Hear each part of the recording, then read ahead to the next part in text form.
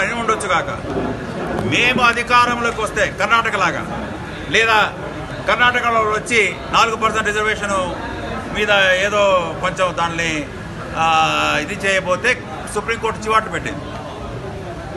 వాళ్ళు అధికారంలోకి సొంతంగా వస్తే వీళ్ళు ఇక్కడ వాళ్ళే చెప్తున్నారు కదా, ఈ మేనిఫెస్టోకి మాకు ఎటువంటి లేదు, మేము ఒట్టి ఎన్డీఏలో పార్ట్నర్సే వీళ్ళు, మేము వాళ్లకు వేరే రకంగా సహకారం అందిస్తాం. కానీ ఇక్కడ ఈ ఉమ్మడి మేనిఫెస్టో టీడీపీ జనసేనది, ఇందులో బీజేపీకి సంబంధం లేదని వాళ్ళే చెప్పారు.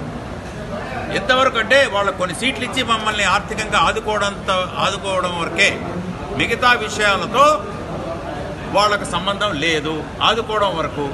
తర్వాత వాళ్ళకు కొన్ని సీట్లు ఇచ్చి ఆ భాగస్వాములుగా ఉంటే వాళ్ళకు కూడా ఒక స్టేట్ మీద వాళ్ళు కూడా ఉంటే మనకు ఇంకా రక్షణ ఉంటుంది, మనకు ఆర్థిక పరంగా ఇంకా వెసులుబాటు ఉంటుందనే ఒక రాజనీతిజ్ఞుడు కాబట్టి చంద్రబాబు నాయుడు గారు అది ఆయన ఇది అలయన్స్ కుదుర్చుకోవడం, ఎన్డీఏలో చేరడం.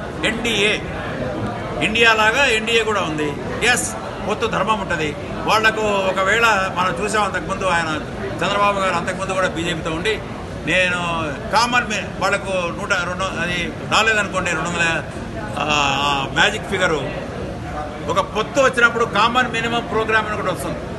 అంటే కామన్ మినిమం ప్రోగ్రామ్ అంటే ఇంకా అందరూ పొత్తు ధర్మం పాటించాల్సిందే. సరే, కొందరు అడిగారు 300, 400 వస్తే ఏమో సార్ రాజ్యాంగం మారుస్తారా మోడీ గారు? మార్చలేడు ఆయన అన్నాడు కదా. నేను కాదు కదా, అంబేద్కర్ గారు పుట్టి వచ్చినా కూడా రాజ్యాంగాన్ని ఎవరు మార్చలేరు. ఆ అపోహలు పెట్టుకోకండి. బీజేపీ అంటా ఉంది పాస్మాందా ముస్లింలు అంటే పేద ముస్లింలను మేము స్నేహ మిలన్ మేము స్నేహం యొక్క మీటింగ్లు పెడుతున్నారు వాళ్ళు భోపాల్ లక్నోలో. పేదరికంలో ఉన్న ముస్లింలను మేము గుండెకు దగ్గరగా పెట్టుకుంటాము. సబ్కా సాత్ సబ్కా వికాస్.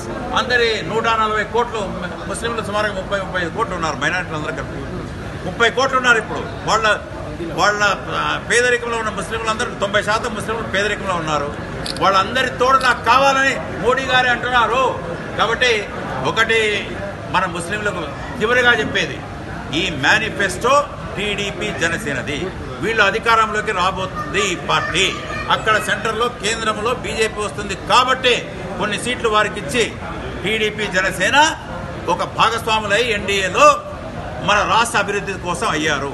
మీరు కూడా ముస్లిం సోదరులు, ఎస్సీ ఎస్టీ బీసీ సోదరులందరూ ఈ ఓటింగ్ వేసి ఈ టీడీపీ ఎట్లాగూ దాన్ని సంఖ్య పెంచి 150 కాదు 160 ఇంకా పెంచి మీరు భాగస్వాములై మీ హక్కుల పరిరక్షణకు, మీ సాంప్రదాయ పరిరక్షణకు, మీరు మీ హక్కుల పరిరక్షణకు ఇందులో భాగస్వాములు కండి, ఓటు వేసి అని కోరు.